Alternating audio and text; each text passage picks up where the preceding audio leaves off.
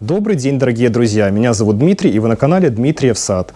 Сегодня поговорим про культуры теневыносливые, про те овощные культуры, зеленые культуры, которые можно выращивать при легком или сильном затенении. Большинство огородных культур, овощных культур все-таки любят расти на солнце. Однако есть культуры абсолютно неприхотливые и не требовательные к яркому солнцу. В первую очередь это зеленые культуры. Итак, начнем перечислять, какие же именно культуры. Это шпинат. Шпинат, кстати, достаточно устойчив не только к солнечному освещению, но еще и к перепадам температур, к холодам. Даже молодые всходы шпината могут выдерживать заморозки до -3, а то и выше. Поэтому шпинат можно высевать ранней весной, как только растает снег, а также во второй половине лета. В тени себя чувствует также прекрасно, но, конечно же, тень должна быть не глухой, все-таки какое-то солнышко должно проглядывать. Если вы посеете шпинат где-то под кроной деревьев, ему достаточно будет света, и он будет расти. Единственный момент, габаритные деревья высасывают много влаги из почвы, много питания, поэтому почву нужно хорошенько заправить, внести органические либо минеральные удобрения и, конечно же, не забывать про поливы. Еще одна культура, которая выдерживает затенение, это петрушка. Бывает кучерявая петрушка, листовая, корневая. Затенение лучше выдерживают листовые петрушки, да, которые формируют ароматную листву. Корневая петрушка все-таки она больше солнцелюбива. А вот такая обычная листовая, неприхотливая, без проблем она в тени будет у вас расти. Значит, следующая культура, она у нас почему-то не слишком популярна, хотя культура абсолютно неприхотливая, не требовательна к условиям произрастания, не боится перепадов температуры, достаточно холодостойкая, практически не поражается никакими заболеваниями. Это мангольд. Кто не знает, мангольд – это листовая свекла.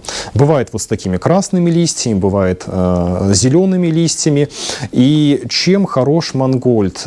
Листву можно собирать все лето. Даже можно вырастить вот эту культуру через рассаду.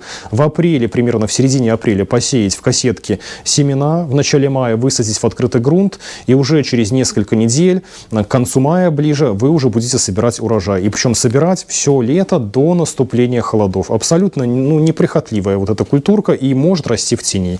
Поэтому, опять же, у кого затененные участки, могу порекомендовать посеять мангольд. Следующая культура – это, конечно же, салат.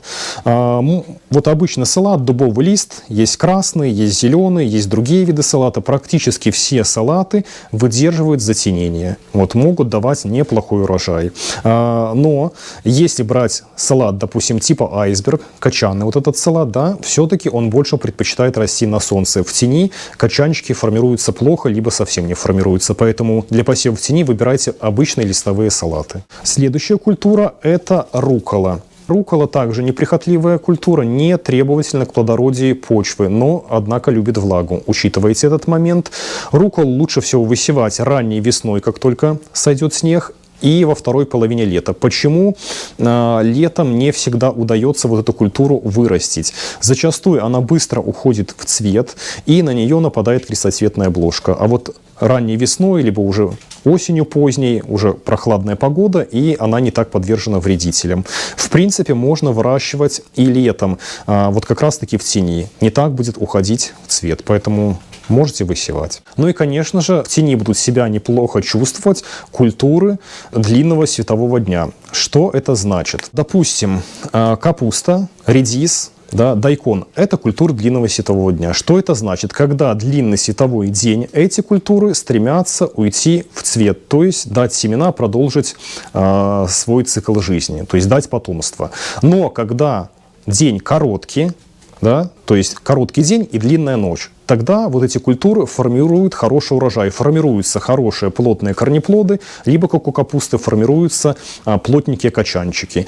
И вот как раз-таки в летний период, когда длинный световой день, чтобы эти культуры не ушли в стрелку, их можно выращивать в затенении, где у вас тень, где-то с северной стороны зданий, под кронами деревьев. Можно выращивать капусту, Можно дайкон, можно редис. И еще одна культура, которая может в тени расти, это земляника, мелкоплодная обычная земляника. Значит, с помощью вот такой земляники можно формировать природные участки. Допустим, у вас есть какие-то посадки, такие дикорастущие на краю участка, какие-то березки, какие-то еще там елочки, да.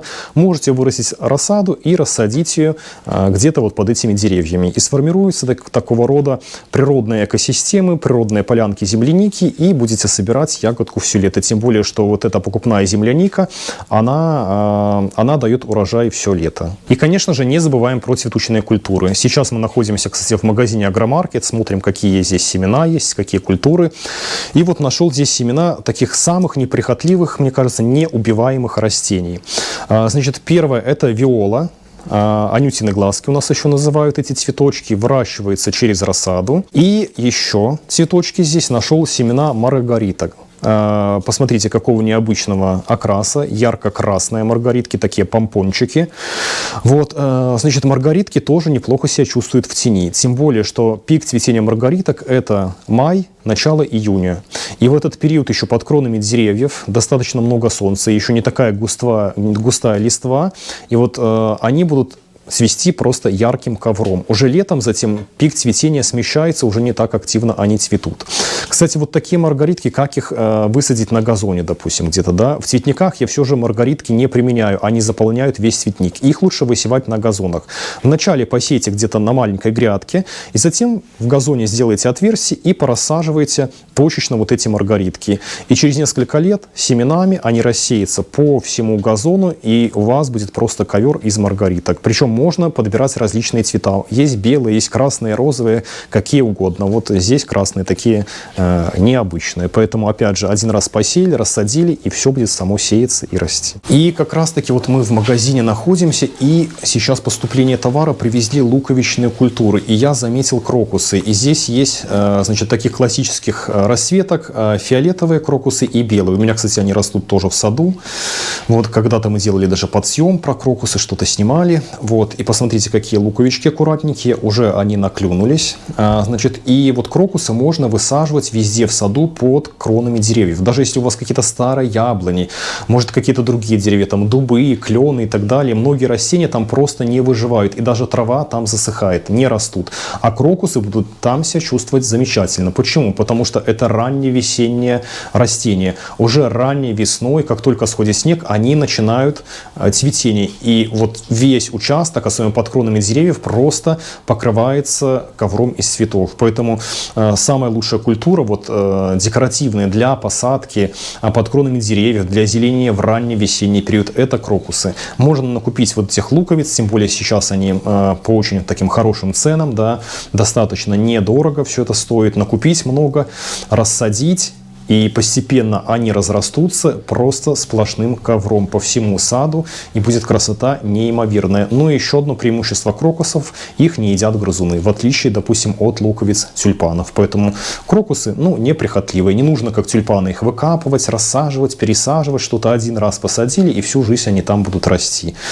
Что касается, значит, еще ростков. Посмотрите, вот росточки, уже у тюльпанов где-то даже могут появляться такие росточки. Это нормально.